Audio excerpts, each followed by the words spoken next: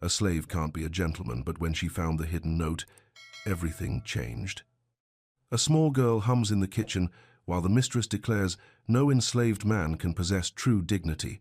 But when silver spoons reveal a courtly bow that stops the room cold, something shifts like thunder on the horizon. In the family Bible's margin, tiny Latin words hide beside blue wax words that could mean freedom or death. Storm clouds gather as patrollers circle with dogs and chains. A forged seal glints in trembling hands while the real truth lies buried in memory and song. The courthouse steps echo with footsteps at dawn. Will a child's perfect recall be enough to break the chains of lies? When the gavel falls and the crowd holds its breath, whose bow will stand and whose world will crumble? The kitchen kettles hissed in the grey before sunrise. Steam rose from biscuit tins lined along the pine table. Mistress Eliza Thornfield stood straight as a cedar post, her black morning dress pressed sharp despite the plantation's dwindling fortunes. Her fingers drummed against her silk belt as she watched the coachman enter through the service door. Josiah moved with the careful grace of a man who had learned to carry himself like a gentleman, while the world insisted he remain a slave. His shoulders squared beneath his clean cotton shirt. His boots, polished to a soft gleam, made no sound on the swept boards. When he approached the table to receive the morning's delivery instructions, he stood tall, not slouching, not bowing, simply present with quiet dignity. "The Montgomery place needs these preserves by noon," Eliza said, gesturing to the wrapped jars. "Mind the road it washes out past the creek bend." "Yes, ma'am." Josiah's voice carried the measured cadence of education, each word shaped with care. "Shall I take the High Ridge route if the water runs too fierce?" Eliza's spine stiffened. Something in his phrasing, the thoughtful concern, the easy knowledge of alternate routes, rankled against the natural order she held dear. Two patrollers sat at the far end of the table, nursing tin cups of scalded milk. They watched the exchange with lazy interest. "You'll take the road I tell you to take," she said, her voice rising enough to catch attention throughout the kitchen. The other house servants, old Mercy at the bread oven, young Ben polishing silver, went still. "And you'll stand properly when receiving instruction." Josiah regarded her with calm eyes. "I stand as I am able, ma'am." The words landed soft as snowfall, but their meaning struck like flint on steel. Eliza felt heat climb her throat. In front of staff and patrollers, before the very men whose respect she needed to maintain order, this enslaved man spoke as if he possessed some inner authority that her commands could not touch. "A slave can't be a gentleman," she said, each word sharp and deliberate. The kitchen fell silent, except for the pop of a hearth log. Josiah regarded her for one long moment. Then, with movements precise as a dancing master's, he executed a bow, not the hurried bob of submission, but the measured courtesy of one equal acknowledging another. His back straight, his head inclined just so, he held the gesture with perfect grace. The room stilled. Eliza's fingers twitched toward her skirts. Some deep-trained instinct urged her toward a curtsy, toward the proper response to such courtly acknowledgement. Her muscles began the motion before her mind could catch and stop them. She jerked upright, her face burning. The patrollers exchanged glances. Ben's polishing cloth went motionless against the silver. In the corner by the window, a child no taller than the butter churn hummed low and sweet. Little Lark's voice carried a lullaby that seemed to drift beyond the kitchen walls. Outside, the kennel dogs that had been whining and pacing suddenly quieted. Their restless padding ceased.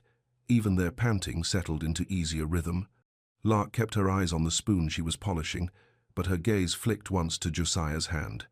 There, on his fourth finger, sat a ring that caught the lamplight, not the rough cast iron given to field hands, but something engraved and fine, the kind of ring a gentleman might wear.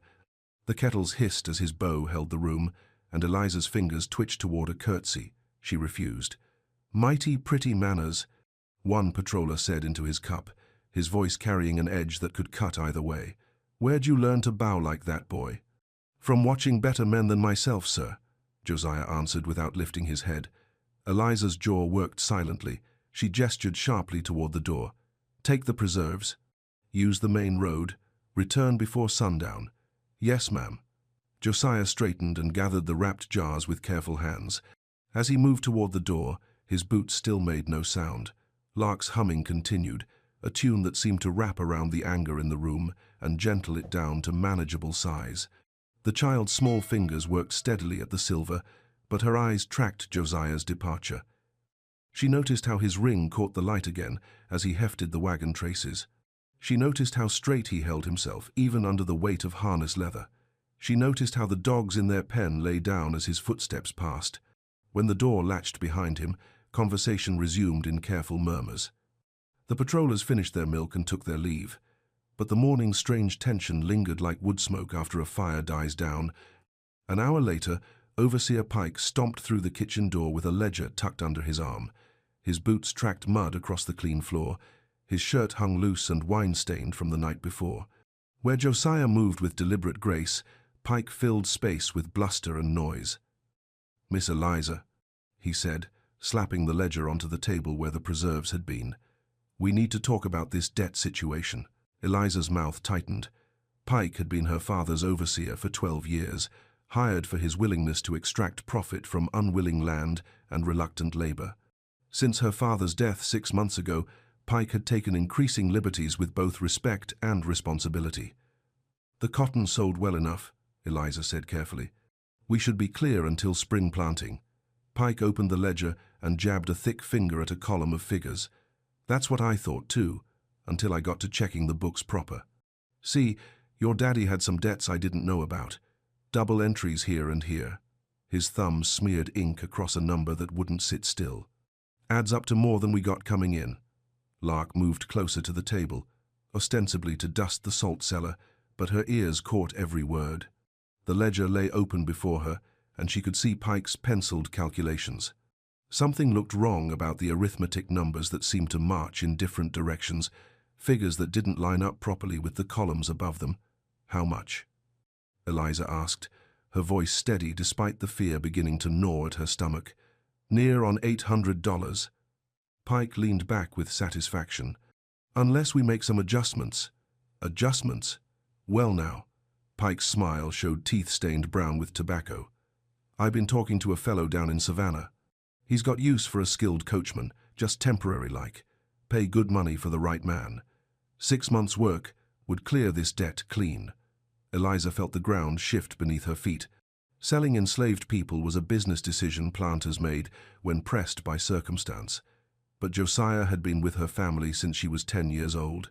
He had taught her to drive the small cart. He had sat vigil by her father's bedside through the final illness. The thought of sending him away, even temporarily, sat wrong in her chest. "There must be another way," she said. Pike shrugged. "Debt don't care about your feelings, Miss Eliza, and that coachman of yours has been getting mighty uppity lately. Did you see how he stood this morning? Like he owned the place himself." He chuckled and shook his head. "Boy needs to remember his station." Lark's cloth stilled against the salt cellar. She stared at the ledger spread before Pike, at the numbers that didn't seem to add up right, at the missing lines where a counter-signature should have been. Something about the whole accounting felt wrong as a cracked bell. "I need time to think," Eliza said. "Course you do." Pike closed the ledger with a snap. "But don't think too long. Fellow in Savannah won't wait forever, and debt won't pay itself." He tucked the book back under his arm. "I'll need an answer by week's end." When Pike left, the kitchen felt smaller somehow. Eliza sank into a chair and buried her face in her hands. The morning had started with such simple concerns, preserved deliveries and road conditions. Now it stretched before her like a chasm she didn't know how to cross. Lark finished with the salt cellar and moved to the spice rack, her humming soft and thoughtful. The tune drifted around Eliza's worry like water around a stone, not washing it away but somehow making it easier to bear. That afternoon, while Eliza wrestled with correspondence in her father's study, she sent Lark to dust the parlor. The child worked methodically through the room, lampshades, picture frames, the mantelpiece with its collection of china figurines. Finally, she came to the family Bible, bound in Morocco leather and gilded at the edges. The book rested on a carved stand beside the horsehair sofa. Lark approached it with reverence, her cloth barely whispering against the leather cover. She had seen Eliza's father read from it on Sunday evenings, his voice carrying scripture through the parlor while the household gathered to listen. As she dusted, the Bible fell open to a page near the back, where family records were kept. Names and dates, filled the lined spaces in her late master's careful script. Births, deaths, marriages, the formal history of the Thornfield line stretched down the page in brown ink. But there, in the margin beside the recorded names, Lark noticed something else. Tiny notes in Latin, written so small they seemed like afterthoughts. Most she couldn't read, but beside one entry, beside Josiah's name and the date he had come to the plantation, sat a phrase that made her frown with concentration. Manumisio conditio voto impleto, she read aloud, sounding out each syllable with care. Her finger rested in the margin where blue wax kissed the paper. Someone had dripped sealing wax near the note, and it had hardened into a small blue scar against the white page. The wax looked deliberate, not accidental, placed there to mark something important. Lark had perfect recall for anything written. Once she saw letters arranged in a particular pattern, they stayed fixed in her memory like stars in the night sky. She whispered the Latin phrase again, committing its shape and sound to permanent keeping. When she finished in the parlor, she found Dr. Small in the kitchen, checking on old Mercy's rheumatic hands. Dr. Small had tended the Thornfield family for 20 years, and his education stretched far enough to include Latin medical terms. "Doctor," Lark said carefully, approaching with her dustcloth still in hand, "what does manumisio conditio voto impleto mean?" Dr. Small looked up from Mercy's swollen knuckles. His eyebrows rose. "That's quite a phrase for a young lady to be speaking. Where did you hear such words?" "I saw them written down, sir, in a book." The doctor studied her face. Dr. Small had delivered Lark when she was born in the plantation's quarters. He had watched her grow from an infant who never cried to a child whose memory captured everything she encountered. He knew she could read letters even if she lacked formal schooling. "It's Latin," he said slowly. "Means manumission conditional upon a vow fulfilled. Manumission? Freedom papers. Legal release from bondage." "Doctor." Small's voice dropped lower.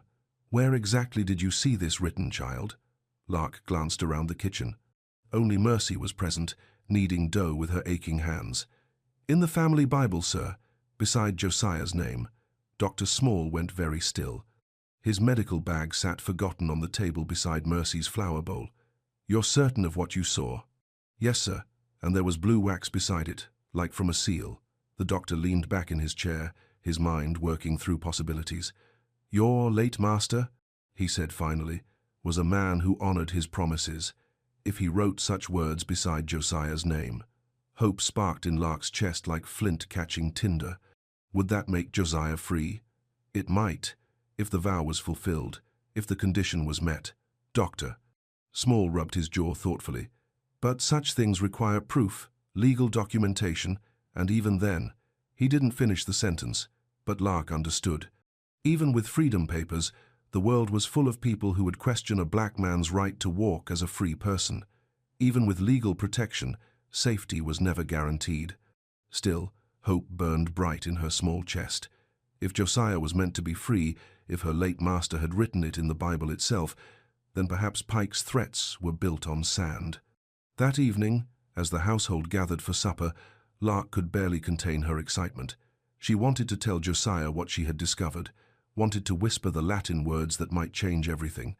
But the chance didn't come until after the meal, when Eliza sent her to the veranda to collect the empty mint julep glasses from the afternoon's visitors. Outside, Josiah was checking the carriage wheels before putting the horses up for the night. His movements were methodical and careful.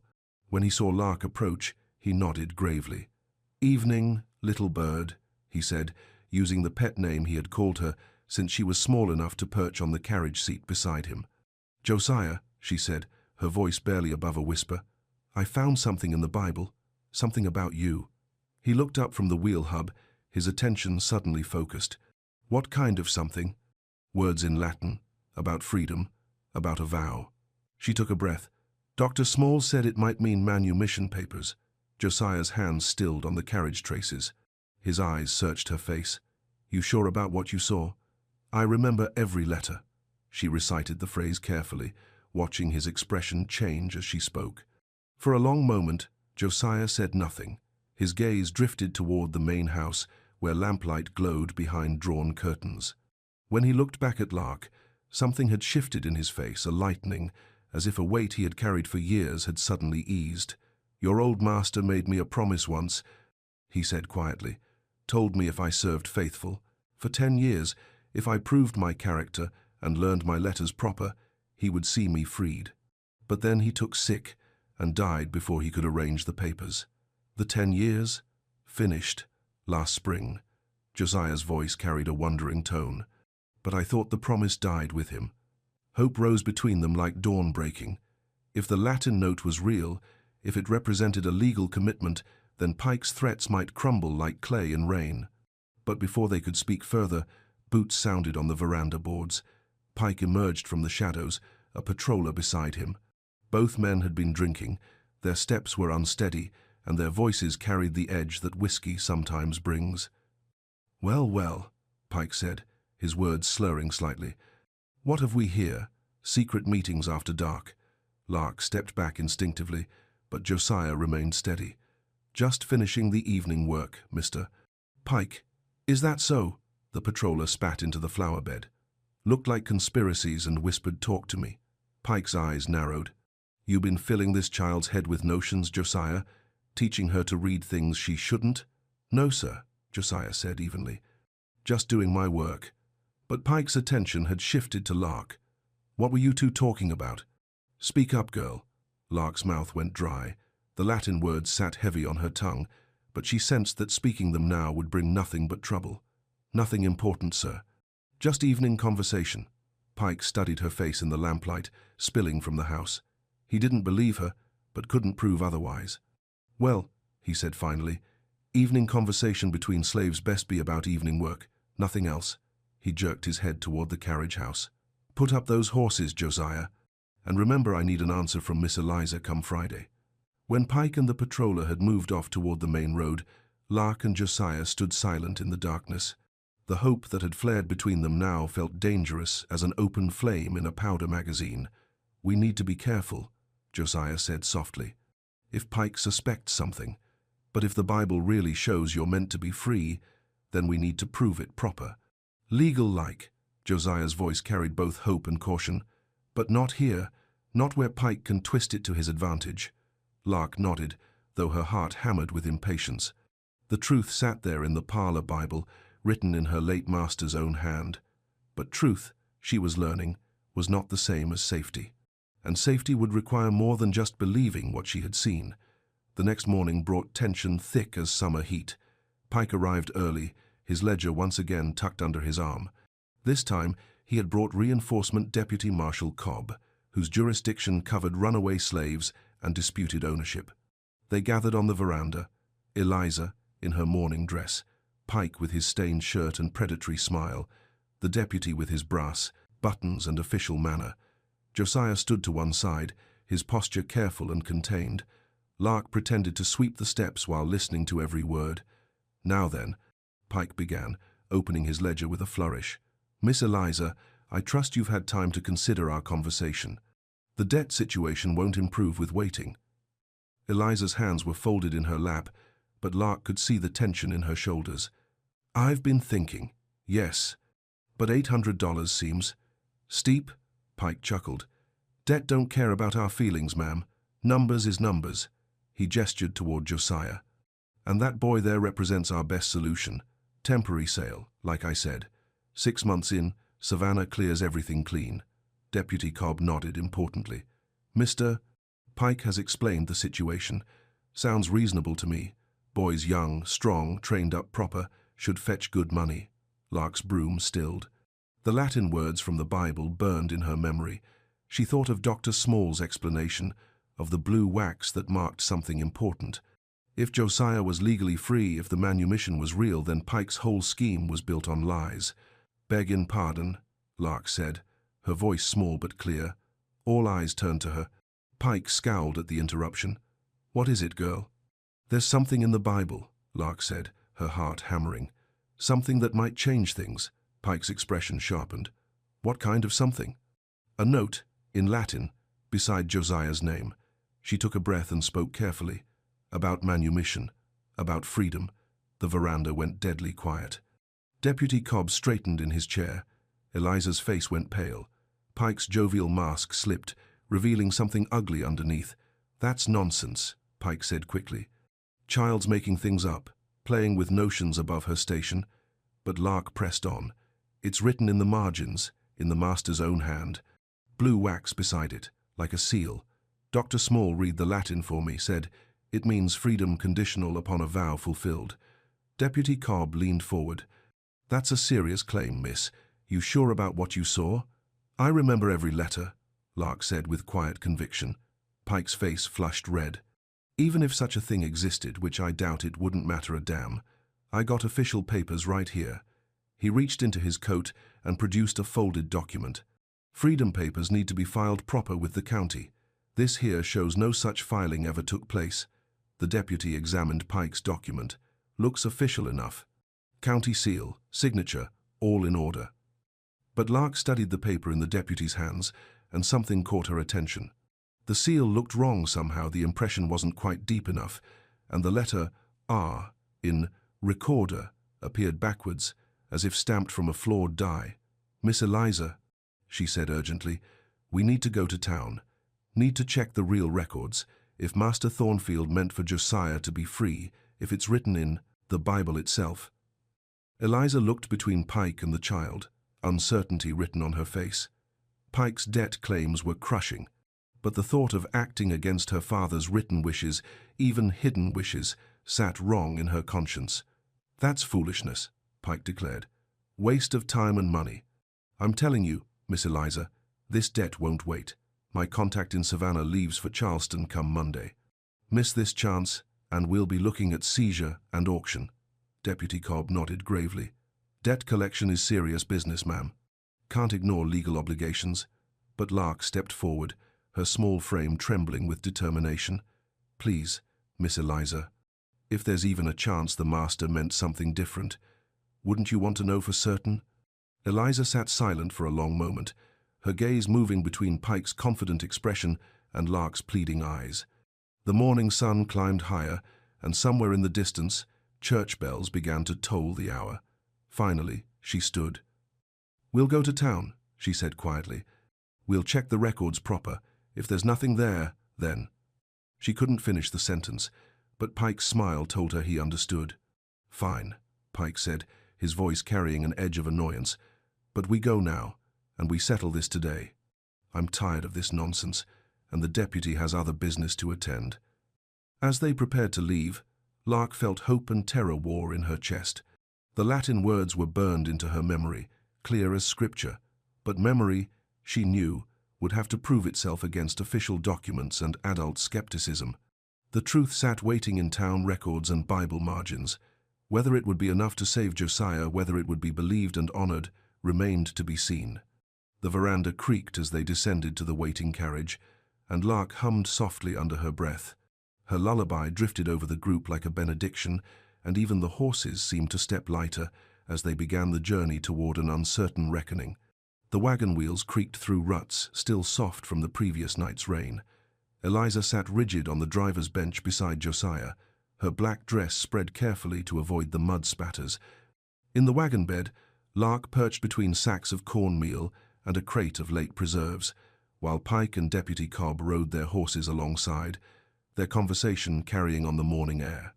Waste of time, Pike muttered for the third mile running, chasing after Bible scribblings and child's fancies. Deputy Cobb adjusted his hat against the climbing sun. Still, proper procedure demands we check. Can't have questions raised later about due diligence. Josiah's hands were steady on the reins, but Lark could see tension in his shoulders. The morning had started with hope, but now uncertainty crept in like fog. What if the Latin note meant nothing? What if Pike's papers were genuine? What if the whole journey only delayed the inevitable? As they approached Mill Creek, where the road forked toward town, a dust cloud appeared ahead. 3 riders emerged from it, patrollers returning from their circuit of the county roads. They pulled up as the wagon approached, their horses snorting and stamping. "Morning, deputy," the lead patroller called. His name was Brennan, and his face carried the weathered look of a man who spent his life outdoors enforcing other people's property rights. "Y'all out early today. Business in town?" Deputy Cobb replied. "Checking records on a freedom claim." Brennan's eyebrows rose. He looked pointedly at Josiah holding the reins. "Freedom claim?" Pike leaned forward in his saddle. Just nonsense from a child. But Miss Eliza insists on checking the courthouse records before we settle this debt business proper. Debt business? Brennan's interest sharpened. What kind of debt? The kind that requires selling a coachman to cover, Pike said with satisfaction, unless this wild goose chase proves something it won't. The patrollers exchanged glances. One of them, a younger man named Hayes, spoke up. Papers, in order for transport?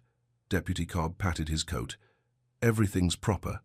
Just want to satisfy the lady's concerns before we proceed. But Brennan was studying Josiah with calculating eyes. Boy looks familiar. Wasn't there some question about his status a few years back? Something the old master mentioned? Pike's face darkened. Old master's been dead 6 months. Dead men don't file papers. Maybe not, Brennan said slowly. But they sometimes leave instructions. Seems I recall talk about a promise made. Talk is all it was, Pike interrupted. I got the real papers right here. He produced his document again, waving it for emphasis. County seal, proper signatures. Everything legal and binding. Lark watched the exchange with growing unease. The patrollers were clearly sympathetic to Pike's position. Their job was to prevent enslaved people from claiming false freedom, not to help them find it. But something in Brennan's manner suggested he remembered more than Pike wanted him to. Well, Brennan said finally, reckon the courthouse will sort it all out. But if this boy tries to run while you're conducting business, he won't run, Eliza said quietly. It was the first time she had spoken since leaving the plantation. Josiah has been with our family for years. He's not a flight risk. Brennan touched his hat brim. Yes, ma'am. Just saying, if circumstances change, we're available to assist. As the patrollers rode off, Lark felt the weight of their watching eyes. Even if the Bible note proved genuine, even if the Latin words meant what Dr. Small had said, there would still be people ready to question any black man's claim to freedom. The road ahead stretched longer than the miles to town. They passed through the village outskirts as the morning sun climbed toward its peak. The familiar sights, the blacksmith shop, the general store, the white-painted church with its modest spire looked different somehow. Everything seemed sharper, more precarious, as if the day's outcome might change how she saw the world forever. The courthouse sat on the town square, a brick building with tall windows and stone steps that had witnessed countless disputes over property, debt, and human ownership. Lark had passed it many times on market trips, but never imagined she would climb those steps with her friend's freedom hanging in the balance. Deputy Cobb dismounted and tied his horse to the hitching post. Pike followed, his ledger tucked securely under his arm.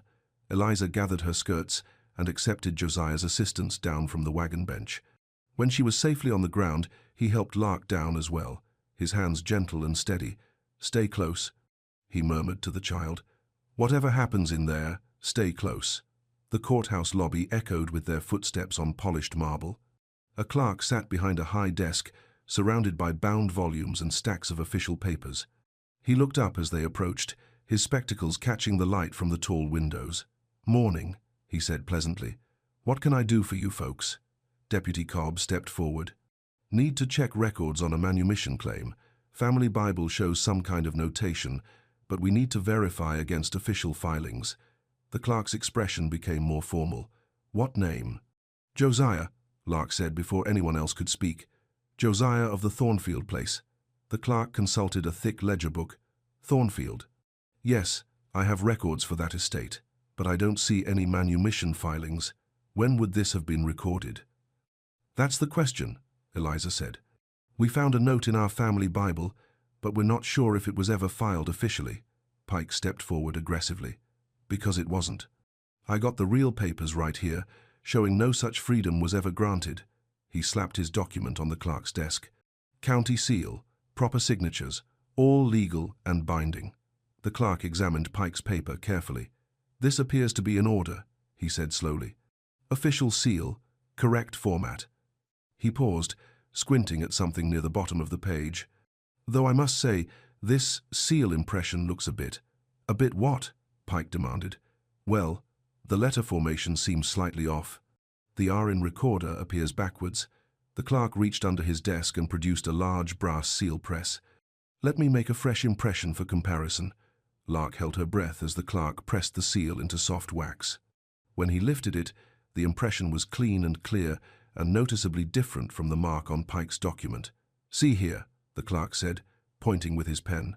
"The official seal makes a clear R facing the proper direction, but your document shows it reversed, as if stamped from a flawed or counterfeit die." Pike's face went pale, then flushed red.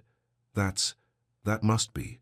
The wax was probably soft when it was done, made the impression unclear, but Deputy Cobb was examining both impressions carefully. "Clerk's right," he said grimly. "This document shows signs of forgery. Now wait just a minute," Pike began. "Where did you obtain this paper?" the deputy interrupted. Pike's mouth worked silently. Sweat beaded on his forehead despite the cool morning air. It was in the estate files. Part of the official records." "Which estate files?" the clerk asked. "I handle all manumission recordings for this county, and I've never seen this document before." The silence stretched taut as piano wire. Finally, Lark stepped forward. "Could we see the real records for the Thornfield estate? All of them?" The clerk nodded and disappeared into a back room. He returned with an armload of bound volumes and loose papers. "Here are all the official documents filed for your family, miss. Death certificates, property transfers, tax records." Eliza spread the papers across the clerk's desk, searching for anything that might support the Latin note in the Bible. But the official files contained nothing about manumission, nothing about promises made to Josiah, nothing that would support his claim to freedom. Pike's confidence began to return. "See, nothing there. Just like I said, that Bible note is meaningless without proper filing." But Lark was studying the papers with her perfect memory for letters and patterns. Something nagged at her about the handwriting, about the way certain documents were dated and signed. "Miss Eliza," she said quietly, "do you have the Bible with you?" Eliza shook her head. "We left it at home." "But surely if there was any legal significance—" "Wait," the clerk interrupted. He was looking through another ledger, this one, bound in red leather. "I'm finding something interesting here. Records show that your father, Miss Thornfield, consulted with our office about manumission procedures about 18 months ago. Asked about conditional freedom, requirements for documentation." Pike's face went white again. "That don't mean nothing. Asking questions ain't the same as filing papers." "True," the clerk agreed, "but it does suggest he was considering such action."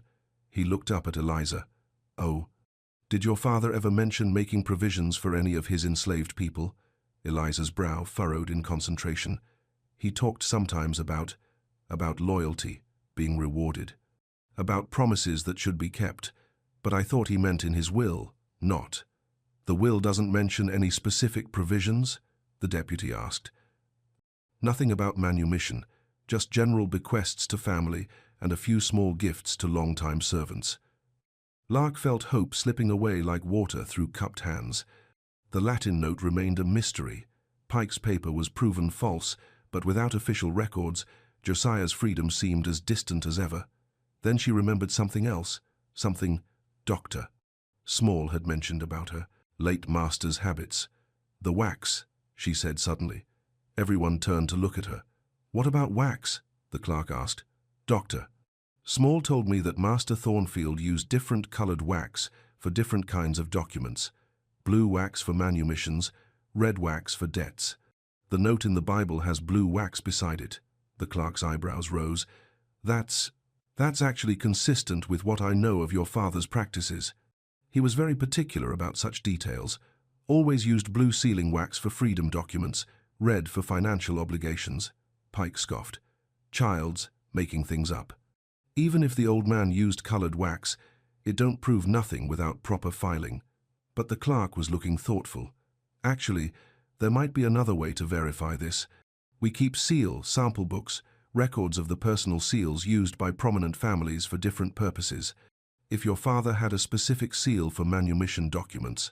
He disappeared into the back room again, returning with a leather-bound book filled with wax impressions. He flipped through the pages until he found the Thornfield family entries. "Here we are," he said. "Your father registered 2 personal seals with our office.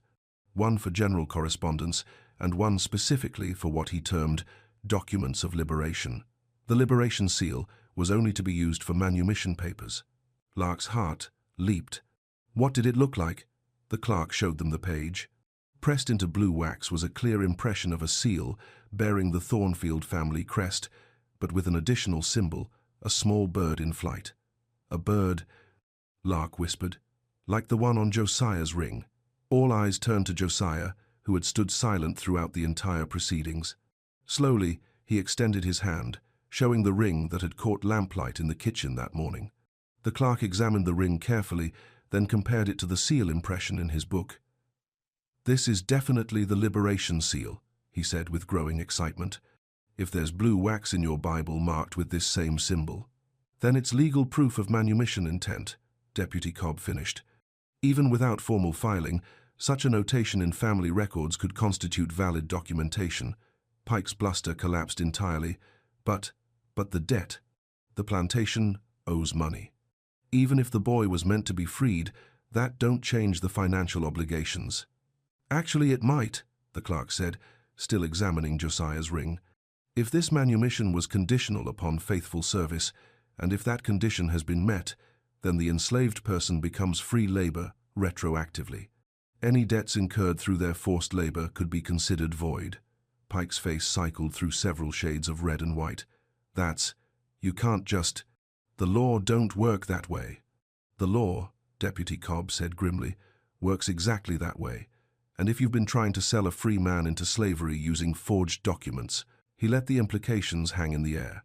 But even as hope bloomed in Lark's chest, she noticed something troubling.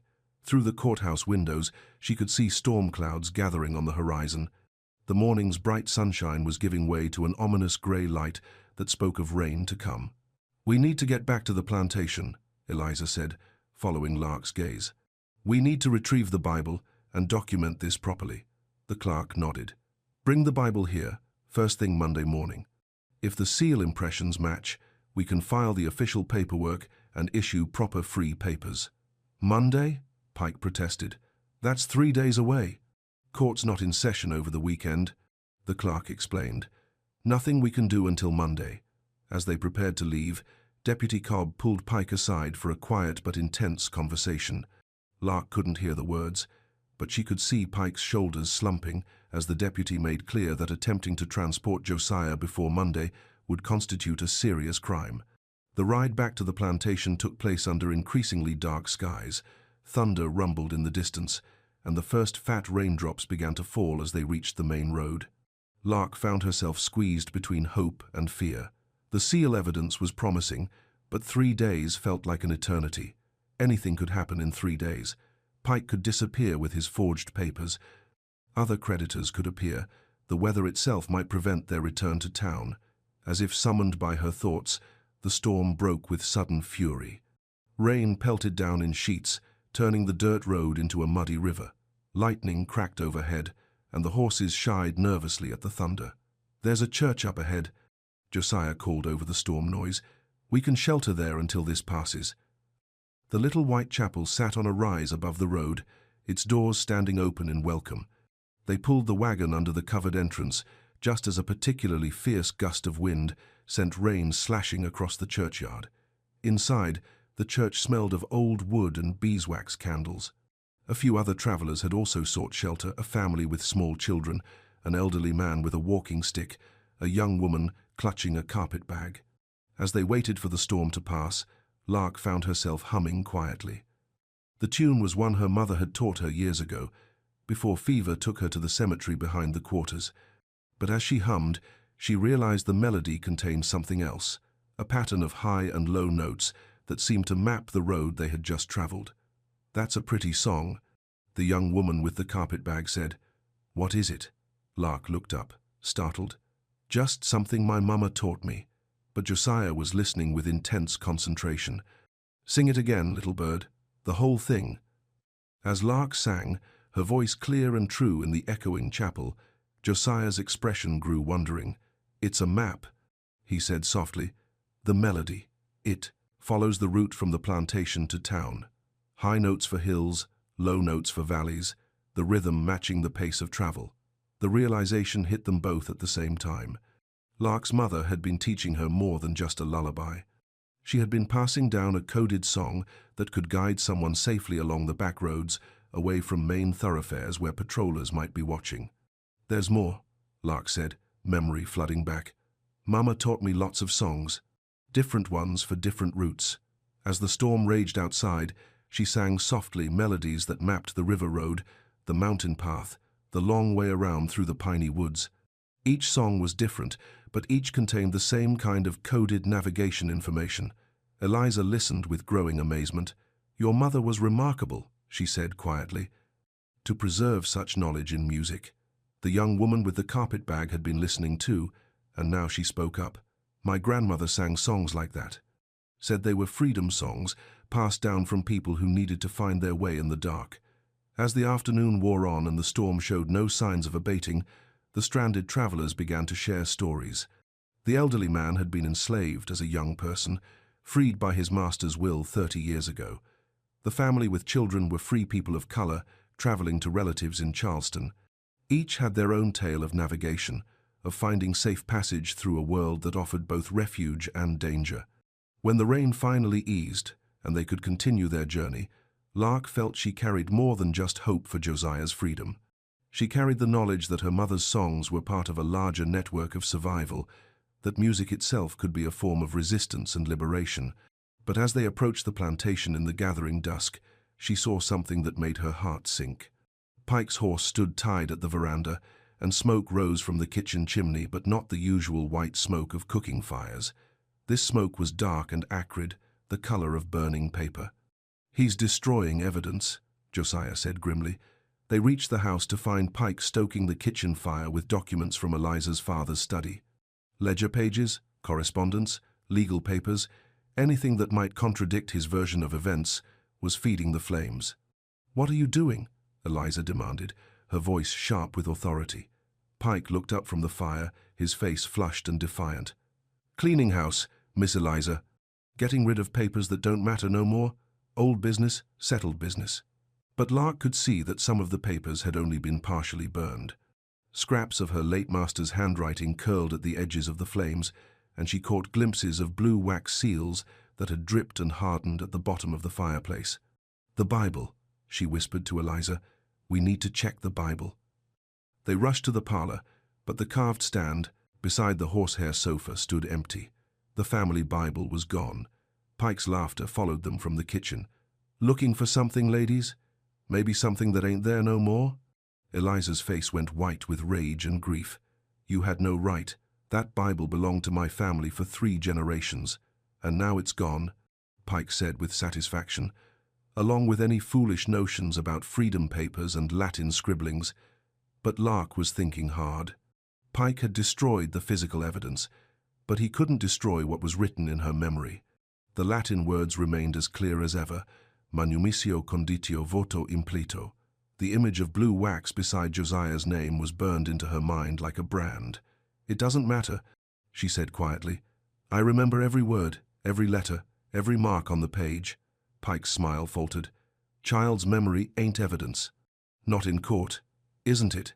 Deputy Cobb had appeared in the kitchen doorway, his uniform still damp from the rain. "I've been thinking about what the clerk said, about family records and conditional manumission. Even without the physical Bible, if multiple witnesses can testify to what it contained, the girl's making it up," Pike protested. "Children make up stories all the time." But Dr. Small had arrived as well, drawn by the smoke and commotion. "I examined that Bible notation myself," he said firmly. "Can testify to exactly what was written there. Latin phrase, blue wax seal." The girl's description was completely accurate. Pike's defiance crumbled into desperate anger. "It don't matter. Even if the old master meant to free the boy, even if he wrote it in every Bible in the county, debt is debt. This plantation owes money, and the only way to pay it is selling that coachman."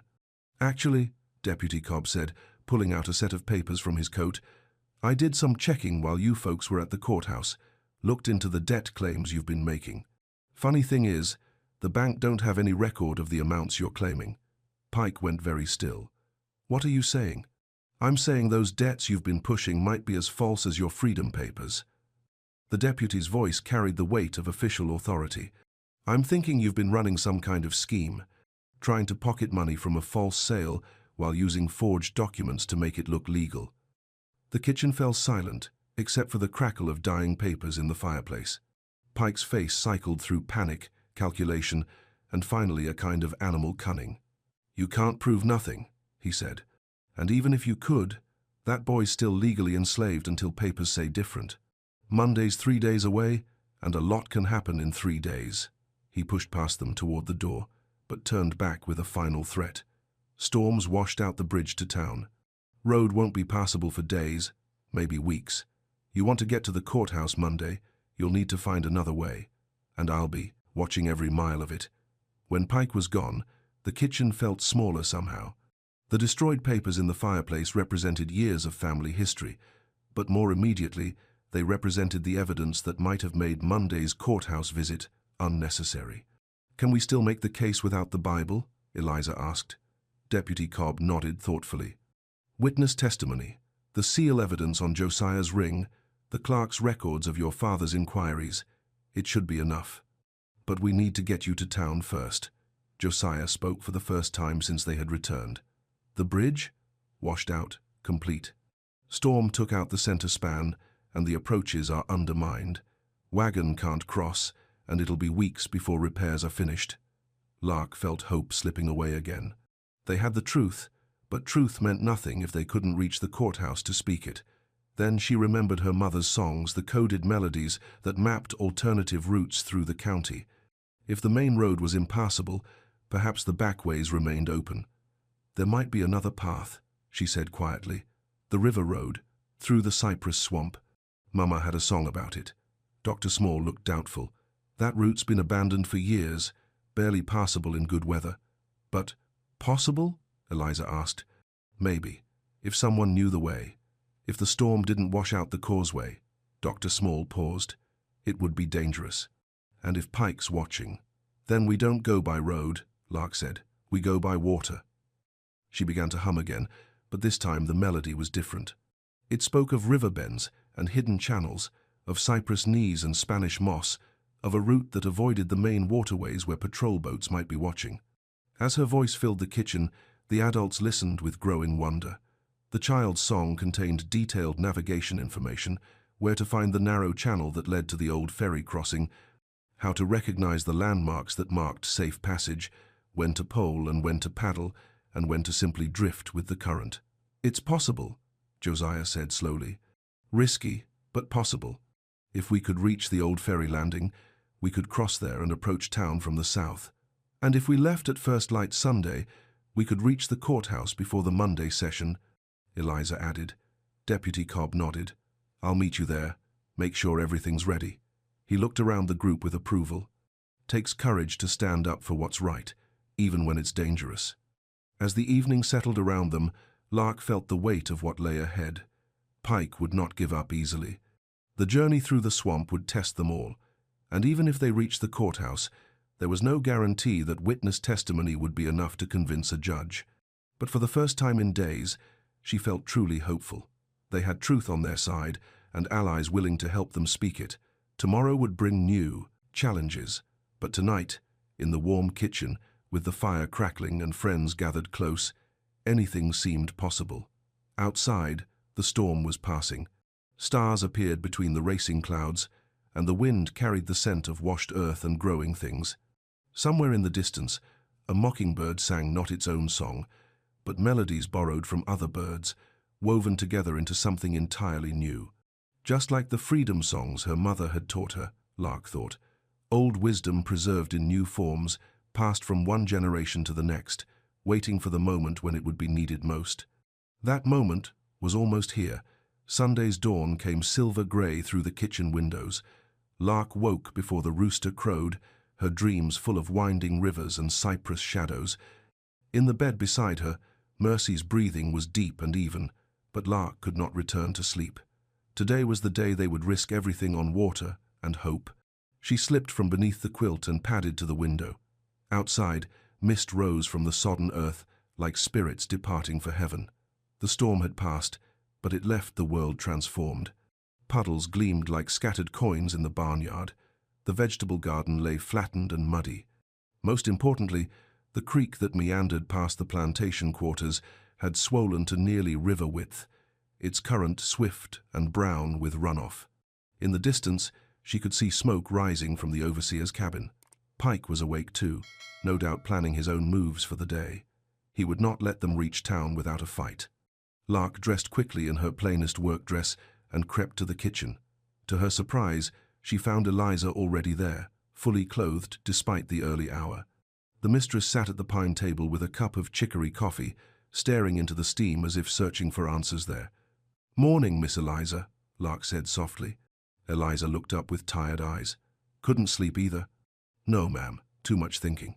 They sat in comfortable silence as the kitchen gradually filled with the sounds of a house awakening. Ben appeared to stoke the fires. Mercy shuffled in to start the breakfast preparations.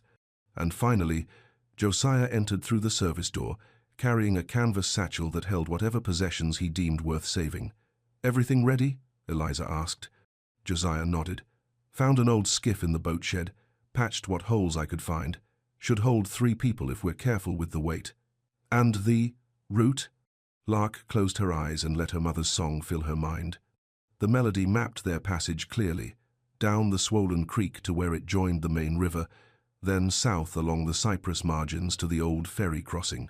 From there, a portage of perhaps a mile would bring them to the wagon road that approached town from the east. "It's 15 miles by water," she said, "but the current will help. If we start at first light, we should reach the crossing by midday." Dr. Small appeared in the doorway, his medical bag slung over one shoulder. "Thought you might want company on this adventure." Eliza's eyebrows rose. "Doctor, you don't need to—" "Nonsense. If we're going to challenge Pike's claims in court, we'll need every witness we can muster." He set his bag on the table. "Besides, I've been wanting to see that old ferry crossing for years. Historical curiosity, you might say." As they finalized their preparations, Lark felt a growing sense of unreality. Just 3 days ago, her biggest concern had been polishing silver properly. Now she was preparing to navigate treacherous waters to save a friend's freedom. The world could change faster than weather. They gathered what supplies they could carry: a little food, some dry clothes wrapped in oilskin, a lantern for emergencies. Eliza tucked her father's pocket watch into her bodice, the one memento of his that Pike had not managed to destroy. Josiah wore his ring openly now, the seal that might prove his freedom catching the morning light. As they prepared to leave, Mercy pressed a small bundle into Lark's hands. "Corn cakes and dried fruit," she said quietly. "For the journey," Ben nodded gravely and handed Josiah a coil of rope. "In case the current runs stronger than expected." Even in their fear and haste, the household was taking care of its own. They slipped out through the kitchen garden as the sun cleared the tree line. Behind them, the plantation lay peaceful in the morning light. Ahead, the swollen creek beckoned like a brown ribbon threading toward uncertain salvation. The skiff bobbed at the makeshift dock Josiah had constructed from fallen logs and rope. It was smaller than Lark had imagined, barely large enough for the 4 of them plus their meager supplies. Water seeped slowly through the patched boards, requiring constant bailing. But it floated, and the current was indeed swift enough to carry them downstream without much paddling. "Stay low," Josiah warned as they pushed off. Less chance of being spotted from the road. Lark settled into the bow, where she could watch for snags and sandbars. "Doctor?" Small took the middle seat with his medical bag clutched protectively against his chest. Eliza sat in the stern beside Josiah, her face pale but determined. As they rounded the first bend, the plantation disappeared behind a curtain of willows and elderberry. They were committed now. Whatever happened, there could be no turning back. The creek wandered through pastureland for the first mile, its banks lined with cattle that watched their passage with placid curiosity. Herons stood motionless in the shallows, necks coiled like springs. A family of raccoons chittered indignantly from a fallen log, annoyed at having their fishing interrupted. But as they approached the junction with the main river, the landscape changed. Cypress trees rose from the water itself, their massive trunks creating a maze of channels and backwaters. Spanish moss draped from the branches like tattered curtains, filtering the sunlight into green-gold patterns that shifted with every breath of wind. "This is where it gets tricky," Lark said, consulting the map in her memory. "Mama's song says to follow the deepest channel, but watch for the standing wave that marks the old mill race." They poled carefully through the cypress maze, following Lark's musical navigation. The water here was darker, stained brown with tannins from decades of fallen leaves. It smelled of earth and growing things, of life and decay mingled together in the eternal cycle of the swamp. As they rounded a particularly tight bend, Dr. Small suddenly held up his hand for silence. In the distance, they could hear voices, men calling to each other across the water. Pike had indeed sent searchers after them. "Into the shallows," Josiah whispered, guiding the skiff toward a dense stand of cypress knees and cane. They pulled the boat deep into the natural hiding place just as a patrol boat rounded the bend behind them. 3 men with rifles sat in the larger craft, their eyes scanning the waterway for signs of passage. Pike himself stood in the bow, his face twisted with frustrated rage. "They came this way," Pike was saying. "Had to. Roads washed out, and this is the only other route to town." "Don't see nothing," one of the searchers replied. "Current could have taken them anywhere by now." They waited in the shadows while the patrol boat drifted past, its occupants peering into every nook and cranny. Lark hardly dared to breathe. A mockingbird called from somewhere overhead, its voice cycling through a dozen different songs. After what felt like hours but was probably only minutes, the searchers continued downstream. "They'll be watching the old ferry crossing," Eliza whispered. Josiah nodded grimly. "Then we'll have to find another way across." But Lark was listening to the mockingbird with growing excitement. Its song included a melody she recognized, not one of her mother's navigation songs, but something else, a tune that spoke of hidden paths and secret knowledge. "There's another crossing," she said suddenly. "Not the old ferry, something older. Mama sang about it once, a place where the water runs shallow over stone." She hummed quietly, letting the melody guide her memory. The song spoke of a place 3 bends downstream from the ferry, where ancient floods had deposited a gravel bar that made the river fordable at low water. "It's worth trying, Doctor," Small said. "Better than walking into Pike's ambush." They pushed off again, following the hidden channel deeper into the swamp. The trees grew larger here, some so vast that their hollowed trunks could shelter a family. Orchids bloomed in the humid air. Somewhere in the canopy, a wood duck called to its mate. As they navigated the twisting waterway, Lark found herself thinking about her mother. How had she learned these songs? Who had taught her the coded melodies that could guide travelers through trackless wilderness? How many others had used these same routes, following musical maps toward freedom? The gravel bar appeared exactly where the song had promised, stretching across the river like a natural bridge. The water ran shallow and clear over the stones, barely ankle-deep at its center. On the far side, a deer trail led up through the woods toward the distant wagon road. "Perfect," Eliza breathed. But as they approached the crossing, Josiah suddenly stiffened. "Listen." In the distance, they could hear dogs baying, the deep, purposeful voices of tracking hounds on a scent trail. Pike had brought reinforcements. "They must have found where we launched the skiff," Dr. Small said, following our trail along the bank. The baying grew louder, more urgent. The dogs were closing in. "We'll never outrun them on foot," Eliza said, her voice tight with fear. But Lark was already climbing out of the skiff. "Maybe we don't have to outrun them," she said. "Maybe we just have to confuse them." She waded into the shallow water and began to hum not one of her mother's navigation songs, but the lullaby she had sung in the kitchen that first morning. The tune that had quieted the kennel dogs then, that seemed to speak some language they understood. The effect was immediate. The baying faltered, then faded to confused whines.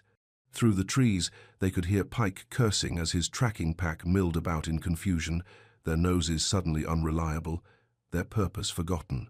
"How did you, Doctor?" Small began. "Don't know," Lark said honestly. "Just something Mama taught me." Said animals understand music differently than people do. Whatever the explanation, the reprieve gave them time to cross the gravel bar and drag the skiff into the reeds on the far side. The deer trail proved clear and well-maintained, winding upward through hardwood forest toward the distant road. But their relief was short-lived. As they climbed toward higher ground, they heard hoofbeats on the trail ahead, more of Pike's searchers, approaching from the town side of the river. "We're trapped," Eliza whispered. Josiah looked around desperately. The forest offered little cover, and they were too far from the river to retreat. The hoofbeats grew louder, accompanied by the jingle of harness and the low voices of men planning violence. Then Lark remembered something else from her mother's songs, not a navigation melody this time, but a hiding song.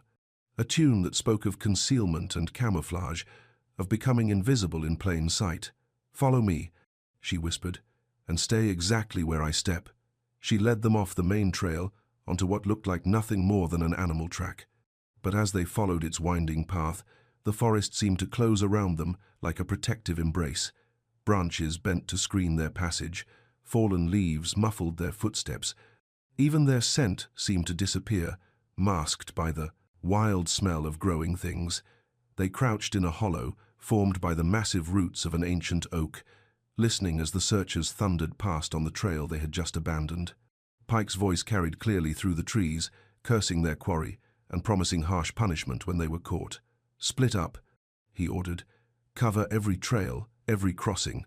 They can't have gotten far on foot." The searchers scattered through the forest, their voices gradually fading as they pursued false leads. But Pike remained on the main trail, his horse stamping and snorting with impatience. "I know you're out there," he called into the forest. "Won't do you no good to hide. Even if you reach town, even if you convince some fool judge to listen to your stories, you think that'll be the end of it? You think I'll just walk away?" His laughter was ugly as a rusty blade. "Countries full of people who'll pay good money for runaway slaves, no questions asked. Legal papers don't matter much when you're chained in the bottom of a wagon heading for the cotton fields down south." The threat hung in the air like poison.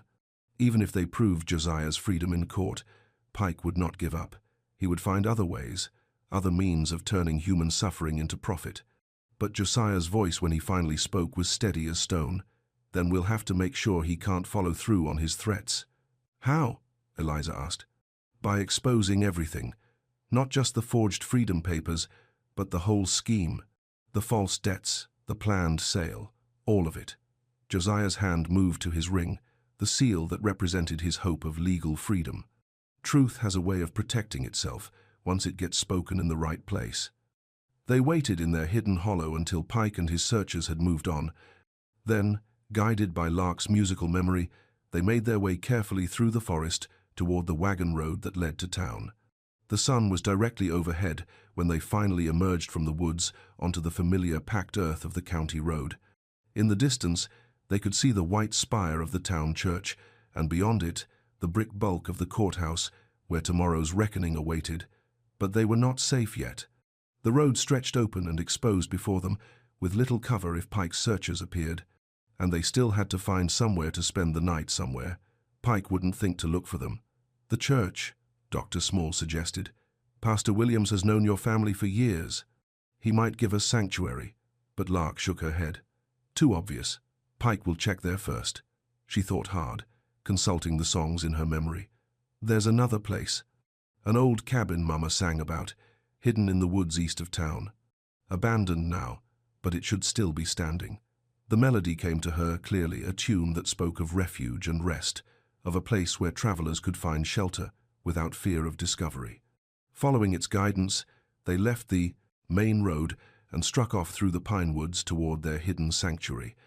The cabin sat in a clearing so overgrown that they almost walked past it. Vines covered the walls, and saplings grew through gaps in the roof. But the structure was sound, and inside they found evidence that others had used it recently. A stack of dry firewood, clean blankets folded in a wooden chest, even a few provisions in sealed jars. "Part of the network," Dr. Small said with understanding. "A station on the Underground Railroad. They made themselves as comfortable as possible in their temporary refuge. Dr. Small tended minor cuts and scrapes from their journey through the swamp. Eliza shared out Mercy's corn cakes and dried fruit. Josiah checked and rechecked the ring that would serve as crucial evidence in tomorrow's proceedings. As evening settled around them, Lark found herself humming again, not navigation songs this time, but lullabies that spoke of peace and safety.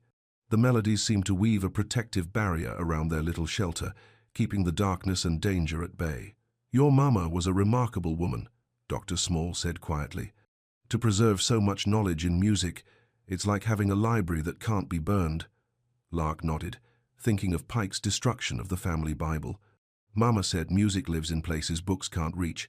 said as long as someone remembers the songs, the knowledge stays alive. Through the broken roof, stars appeared one by one in the darkening sky. Somewhere in the distance, a whippoorwill called its haunting refrain. The sound reminded Lark of her mother's voice, singing in the twilight after the day's work was done. Tomorrow would bring the final test. They would stand before judge and jury and speak their truth, hoping that justice could triumph over greed and prejudice. The odds were uncertain, the outcome far from guaranteed. But tonight, in their hidden refuge with friends gathered close, Lark felt something stronger than hope. She felt the presence of all those who had passed this way before, the travelers who had used these same hidden routes, the singers who had preserved the knowledge in music, the ordinary people who had risked everything to help others find freedom. She was not alone in this fight. None of them were. They carried with them the accumulated wisdom and courage of generations, encoded in melodies that could not be silenced or destroyed. As sleep finally claimed her, Lark dreamed of her mother standing in a vast chorus, voices lifted together in songs of liberation. The melodies rose and swirled like birds taking flight, carrying hope on wings of music toward the promise of dawn. Monday morning broke clear and cold, with frost silvering the grass around their hidden shelter. Lark woke to find Dr. Small already stirring the embers of their small fire, his breath steaming in the chilly air. Through the broken roof, she could see stars fading as the sky lightened toward dawn. "Time to go?" she asked quietly. He nodded. "Court convenes at 9 o'clock. We should be there when the doors open." They gathered their meager possessions in silence. Eliza folded the blankets neatly and returned them to the wooden chest, courtesy for the next travelers who might need this refuge. Josiah checked his ring one last time, ensuring the seal was clean and clearly visible. The morning felt heavy with significance, as if the very air knew that important events were about to unfold. The walk to town took them through pine woods still grey with pre-dawn shadows. Dew soaked their shoes and hem of Eliza's dress. Somewhere in the distance, a church bell began tolling the hour 6 o'clock, giving them plenty of time to reach the courthouse before the morning session began. As they approached the town square, Lark could see that news of their legal challenge had spread. Knots of people stood on corners, talking in low voices. Some were neighbors and family friends who had known the Thornfields for years. Others were strangers, men with the hard look of professional slave catchers, drawn by rumors of a valuable runaway. "Stay close," Josiah murmured. "Don't let them separate us." They climbed the courthouse steps just as the great clock in the tower struck 8. Deputy Cobb was waiting for them, along with the clerk who had helped them examine Pike's forged documents. Both men looked grim but determined. "Glad you made it," the deputy said. "Was starting to worry when Pike's men came back empty-handed last night." "You know about that?" Eliza asked. "Know about most everything that happens in this county, including the fact that Pike's been asking around about buyers for a problem slave who needs to be sold quickly and quietly." The deputy's expression hardened. "Man's digging his own grave with every move he makes." Inside, the courthouse lobby was already filling with spectators. Lark recognized some faces from church and market days, but others were strangers. Word had spread that something unusual was happening, a freedom case with disputed documents and accusations of forgery. In a county where such matters were usually settled quietly between owners, a public hearing was rare enough to draw curious crowds. The probate courtroom was smaller than Lark had expected, with wooden benches for spectators and a raised platform where the judge would sit. Behind the judge's chair hung a large painting of Justice, with her scales, and blindfold a reminder that the law was supposed to weigh evidence impartially, regardless of the persons involved. Judge Morrison entered promptly at 9 o'clock, his black robes rustling as he took his seat. He was an elderly man with white whiskers and kind eyes, known throughout the county for his careful attention to legal details. Lark felt a flutter of hope. Surely such a man would listen fairly to their evidence. "Court is now in session," the clerk announced. "First matter before the court, a petition to examine the legal status of one Josiah, held as enslaved by the Thornfield estate, with allegations of conflicting documentation." Pike entered with 2 lawyers, expensive men from the state capital, their clothing and manner proclaiming their importance. Behind them came a small army of supporters, other overseers, slave traders, men whose livelihood depended on keeping human property firmly in its place. "Your Honor," the lead lawyer began. "This is a simple matter of debt collection. The Thornfield estate owes substantial sums to various creditors. The overseer, Mr. Pike, has arranged the temporary sale of a valuable enslaved person to satisfy these debts. We have proper documentation of ownership, and we object to any delay in the proceedings." He produced Pike's forged freedom papers with a flourish, as if their mere existence settled the matter. But Judge Morrison was already examining the documents with a magnifying glass, comparing them to the authentic seal impression the clerk had prepared. His frown deepened as he studied the reversed letter that marked Pike's papers as forgeries. "These documents appear to have irregularities," the judge said carefully. "Mr. Pike, can you explain the discrepancies in the county seal?" Pike's face reddened. "Discrepancies? I don't know nothing about discrepancies. Them papers are official, filed proper with the county office." "Actually," the clerk interrupted, "I have no record of these documents being filed with our office, and the seal impression shows clear signs of forgery." A murmur ran through the courtroom. Pike's lawyers exchanged worried glances. This was not proceeding as they had planned. "Furthermore," Deputy Cobb added, "my investigation has revealed that the debts Mr. Pike claims to be collecting do not appear in any official records. The creditors he names have no knowledge of the amounts he cites." The murmur grew louder. Judge Morrison rapped his gavel for order. "Mr. Pike, these are serious allegations. Do you have any explanation for these discrepancies?" Pike's confident mask was slipping. Sweat beaded on his forehead despite the cool morning air. Them bank records get confused sometimes. Bookkeeping ain't always perfect. Bookkeeping confusion doesn't explain forged county seals," the judge said sternly. "Now then, I understand there's contrary evidence to be presented." Deputy Cobb stood. "Your Honor, we have witness testimony regarding a manumission notation found in the Thornfield family Bible, plus physical evidence that may support a claim of conditional freedom. Proceed, Doctor." Small was the first witness. He testified clearly and precisely about the Latin notation he had seen in the Bible margin, about the blue wax seal that marked it as significant, about the late Master Thornfield's known practice of using specific colors for different types of legal documents. "And you're certain of the meaning of this Latin phrase?" Judge Morrison asked. "Absolutely, Your Honor. Manumissio conditio voto impleto means freedom conditional upon a vow fulfilled. It's standard legal terminology for delayed manumission." Lark was called next. Standing before the crowded courtroom, she felt very small and very young. But her voice was steady as she recited exactly what she had seen in the Bible, every word of Latin, every detail of the handwriting, the precise location of the blue wax seal beside Josiah's name. "You're quite certain of these details?" the judge asked kindly. "Yes, sir. I remember everything I see written down." Every letter in its right place. One of Pike's lawyers stood to object. "Your Honor, the testimony of a child, an enslaved child, at that should hardly be considered reliable evidence in a legal proceeding." But Judge Morrison silenced him with a look. "I've known this child since she was born. Her memory is remarkable and her character above reproach.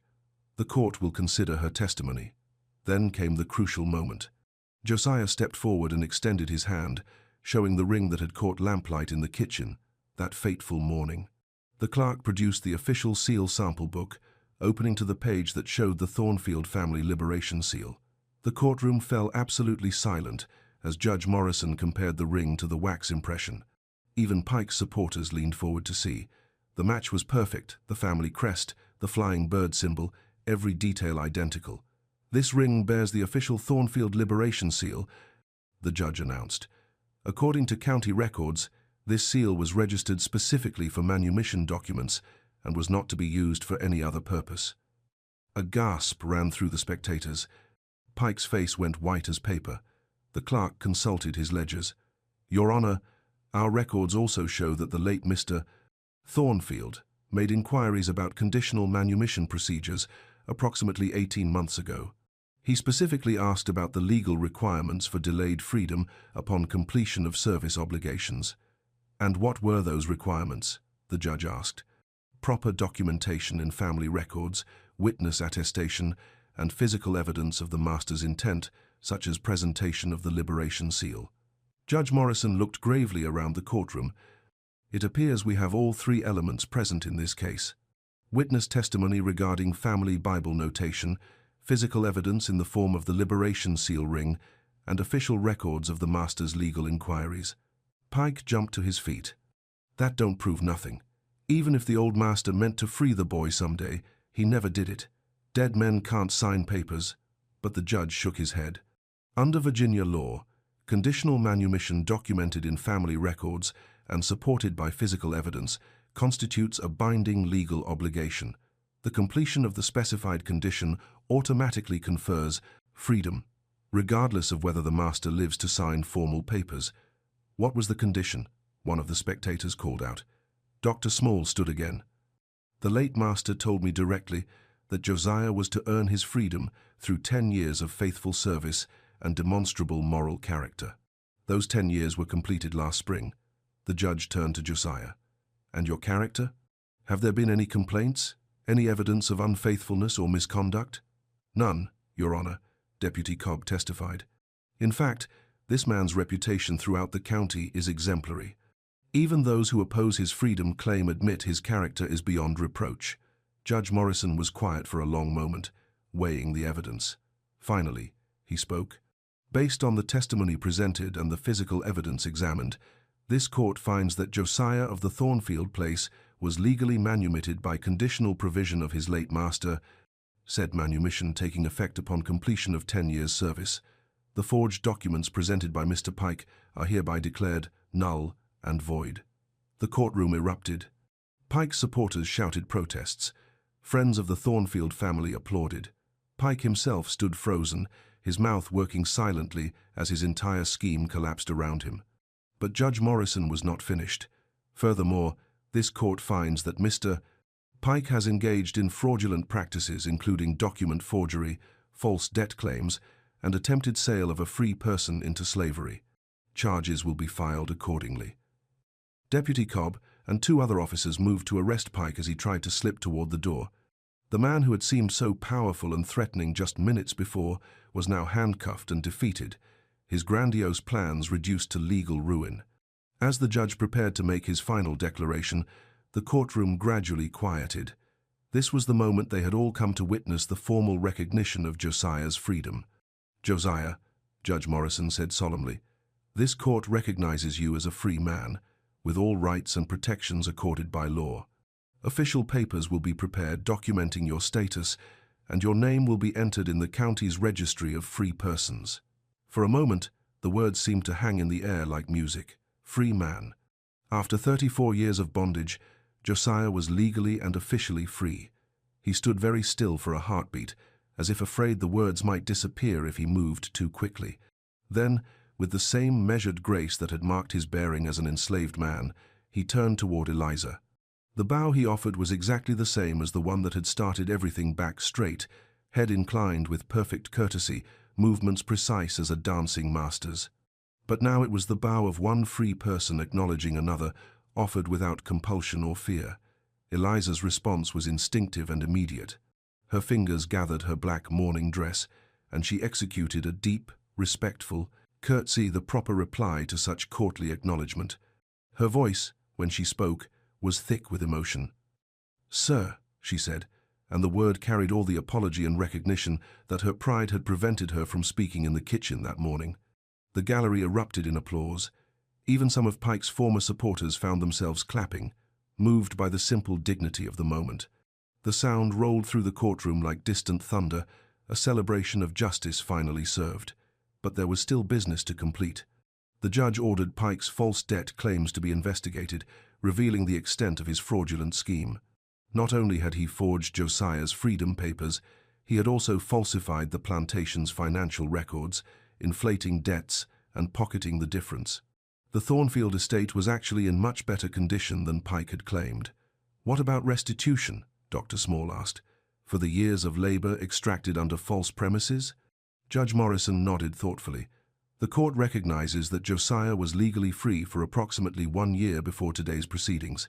He is entitled to wages for that period, plus compensation for the attempted fraudulent sale. The amount awarded was not enormous by plantation standards, but it was enough to provide security and independence. More importantly, it was official recognition that free labor deserved fair compensation.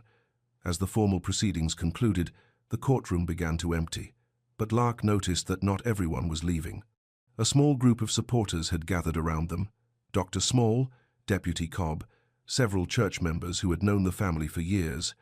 Even Pastor Williams had appeared, drawn by news of the morning's events. There should be a proper celebration, the pastor said, a blessing for this new beginning. And so, as the afternoon sun slanted through the courthouse windows, an impromptu service took shape. Pastor Williams spoke of justice rolling down like waters, of truth prevailing over deception, of the inherent dignity that no human law could grant or take away. When he invited the gathering to sing, Lark's voice rose clear and true in a hymn of thanksgiving. But as she sang, she realized the melody was one of her mother's coded songs, a tune that had once guided travelers toward freedom, now transformed into a celebration of freedom achieved. Other voices joined in, harmonizing instinctively with her lead. Dr. Small's bass underlay the melody like a foundation stone. Eliza's alto wove through the middle voices with surprising sweetness. Even Deputy Cobb hummed along, his official dignity softened by the moment's grace. As the last notes faded, Judge Morrison appeared beside them. "Beautiful," he said simply. "Music has a way of saying what words cannot." The legal formalities concluded with the presentation of Josiah's official Freedom Papers documents bearing the true county seal, signed and witnessed according 17 to law. The thick paper felt substantial in his hands, weighty with the power to protect and legitimize his new status. But equally important was the correction of the plantation records. With Pike's false debt schemes exposed, the estate's actual financial position was revealed to be stable and sustainable. Eliza would not lose her home, and the other enslaved members of the household would not face the disruption of forced sale. As they prepared to leave the courthouse, Lark realized that the day's victory extended far beyond one man's freedom. Pike's arrest would send a message to other overseers who might be tempted by similar schemes. The exposure of forged documents would make future fraud more difficult. And the public nature of the proceedings had demonstrated that justice, however imperfect, was still possible when people of conscience worked together. The journey home was very different from their desperate flight through the swamp. They traveled in Deputy Cobb's official wagon along the main road in full daylight. There was no need for hiding now. Josiah was legally free, protected by documents that no one could challenge. As they approached the plantation, they could see people gathered in the front yard. Word had already reached home, perhaps carried by some of the morning's spectators, or simply by the mysterious speed with which important news travels through close communities. Mercy stood on the kitchen steps, her face bright with joy. Ben waited beside the carriage house, his usual serious expression transformed by a rare smile. Even the household's field hands had gathered, drawn by news that would affect all their lives. "Is it true?" Mercy called as the wagon pulled up. "Is our Josiah really free?" In answer, Josiah held up his official papers. The afternoon sun caught the wax seal and made it gleam like gold. "Free as the birds," he said, and his voice carried a lightness that Lark had never heard before. The celebration that followed was neither large nor elaborate, but it was genuine. Dr. Small produced a bottle of wine he had been saving for special occasions. Ben killed and roasted 2 of the plantation's best chickens. Mercy baked cornbread and sweet potato pies with the kind of loving attention usually reserved for Christmas dinner. As evening approached, they gathered on the front veranda to watch the sunset paint the sky in shades of rose and gold. The day had been long and momentous, full of triumph and relief, but also exhaustion. Tomorrow would bring new challenges as they all adjusted to changed circumstances. "What will you do now?" Eliza asked Josiah as they sat watching the light fade. He was quiet for a moment, his newly free hands folded in his lap. "Haven't rightly decided," he said finally. "Been thinking about freedom for so long, haven't had much time to think past it." "You could stay," she said quietly. Not like before, but as a hired man. Fair wages, proper contract. The plantation needs good management, and you know every inch of the land." Josiah considered this. "And the others?"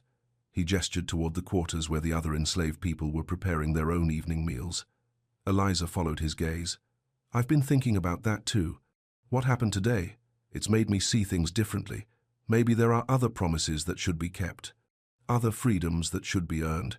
It was not a complete answer, and certainly not an immediate solution to the moral complexities of their situation. But it was a beginning, a recognition that justice for one person was not enough if others remained in bondage. As the stars appeared one by one in the darkening sky, Lark found herself humming again. But this time, the melody was not one of her mother's coded songs. It was something new, a tune that seemed to rise from the events of the day itself. The song spoke of courage, rewarded, and truth, vindicated. It spoke of small actions that grew into large consequences, of ordinary people who found extraordinary strength when justice was at stake. Most of all, it spoke of hope, hope that even the deepest wrongs could be made right when people were willing to stand up and speak the truth. Josiah recognized something in the melody and began to hum along. Eliza joined in softly, her voice tentative but sincere. Dr. Small added his bass like a foundation beneath the harmony. Even Mercy, cleaning up the evening dishes, found herself humming as she worked. The song had no words, needed no words. It was complete in itself, a musical expression of the day's triumph, a hymn of thanksgiving that rose into the evening air like incense from a grateful heart. As the last light faded from the western sky, they prepared to go inside. Tomorrow would bring new challenges, new questions, new responsibilities, but tonight they had truth and justice, and each other. Lark was the last to leave the veranda. She stood for a moment looking up at the stars, thinking of her mother and all the others who had preserved hope in songs that could never be silenced. The melodies lived on, carrying wisdom from generation to generation, waiting for the moments when they would be needed most. A mockingbird called from the old oak tree, its voice cycling through borrowed songs, weaving them together into something entirely new. Just like the freedom her mother had dreamed of, Lark thought. Old promises fulfilled in new ways. Old songs finding new voices, old hopes taking wing in a world that was slowly, carefully, learning to be more just. The veranda creaked softly as she turned to follow the others inside, where lamplight glowed warm and golden through the windows, and friends waited to share whatever tomorrow might bring. Outside, the mockingbird sang on, its voice carrying hope across the quiet fields toward a future that was finally, truly, free.